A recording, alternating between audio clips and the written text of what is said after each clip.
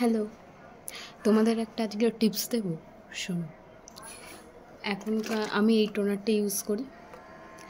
এখনকার টোনারগুলো না মানে এরকম বোতলে আসে, তো এখান থেকে যদি আমি টোনারটা ঢালি অনেক এক্সেস অ্যামাউন্টে বেরিয়েছে। তো এর জন্য কি করবে?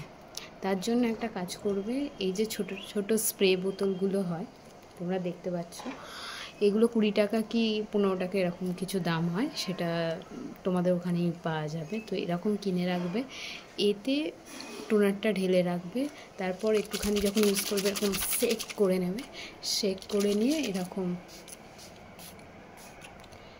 এরকম গোটা মুখে যতটা তোমার লাগবে, বেশি না, 2-3টে পাম্প করলেই যে স্প্রেটা হয়ে যায় মুখে, ওটাই এনে তারপর এরকম ড্যাব ড্যাব ড্যাব ড্যাব ড্যাব করে মুখে অ্যাপ্লাই করে নেবে।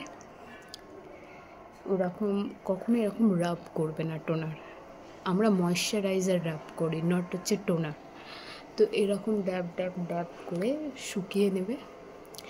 এরপর যখন হচ্ছে ধরো 30 সেকেন্ড 15 সেকেন্ড এরকম পর আবার কোনো ময়শ্চারাইজার বা সিরাম যেটা তোমরা ইউজ করো বা সানস্ক্রিন সেটা ইউজ করো। এটাই হলো আজকের টিপস। চলো টাটা।